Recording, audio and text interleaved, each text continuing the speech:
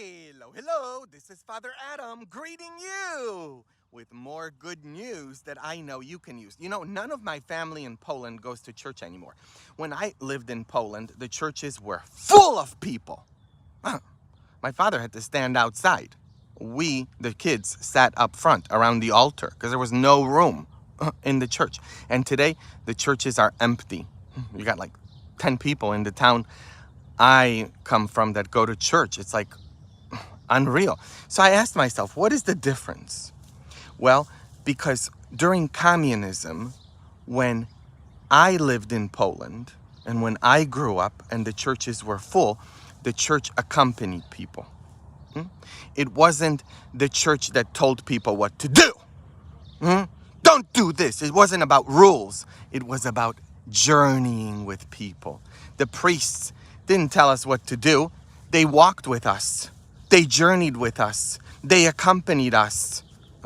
Today it's this, don't do this, don't do that. No. Are people stupid? Don't they know? They have a conscience. Our conscience tells us if we are doing right or wrong. And everybody has a conscience. What we need as a church, and church I mean as people, because church is us. We have a church here, hello. The virtual church, hello. What we need is to accompany each other, to walk with each other. That's what God does with us.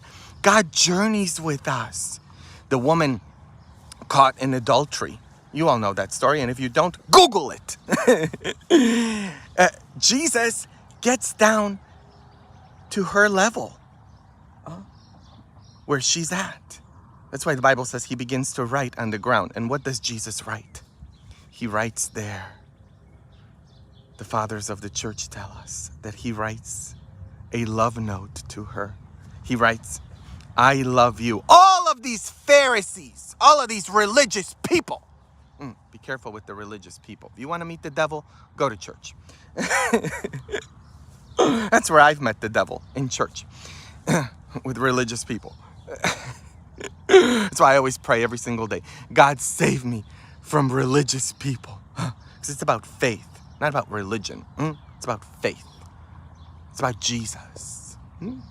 Jesus didn't found, how do I say that in English? I know how to say it in Spanish now. Spanish is coming in my... Jesus didn't, he wasn't the founder of any religion. He organized a group of people, a community, to walk. Because he didn't want to walk by himself. And he doesn't want you to walk by yourself either. He wants you to be accompanied. The sense of not being alone. That's what's killing people today, is they feel alone. That's why there's so much depression. The most prescribed drugs around are for depression and anxiety, and everybody's thinking of taking their own life. We have a real pandemic of that, of course. So we need to accompany each other. That is the difference. Not this church that has faith in its fingers. Stop doing that!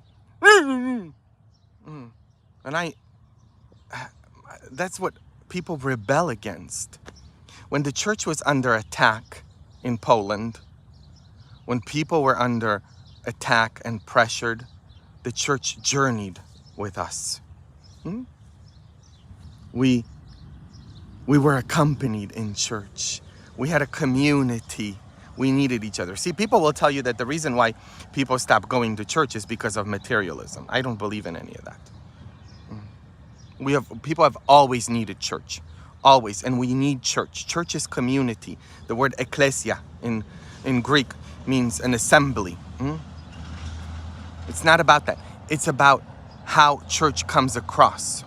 And what is the number one complaint of church people? That they have their faith in their fingers.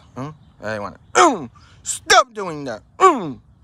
As if people are stupid. People are not stupid. People know if they're doing right or wrong. What we need to do is accompany each other. That's what I want to do in your life. I want to accompany you. Share with you my life. Share with you all the inspiration that comes. That's why I'm always out in as much in nature, because that's Jesus speaks to me. I love nature, the environment, the care of our planet, and it's just absolutely fantastic. I love each and every one of you. Accompany those in your life. Accompany people in your life. Accompany your own church, because your family is a church. In fact, your home is a domestic church. So accompany them. Stop pointing, saying, "Stop doing nothing." Stop that. Zip it. Your number one job with your kids who don't go to church, or who may not have faith, or who say they're atheists, or whoever in your life, is to make sure that they do not get disconnected from you. Because the minute they get disconnected from you, they are disconnected from Jesus, because you are his body. So keep them connected to you with your love. We need more love. Oh my goodness, I'm out here and there's like mosquitoes, and I think all of the mosquitoes have called each other to say there's a Polish buffet around. I'm sure that everything in the world is like biting me.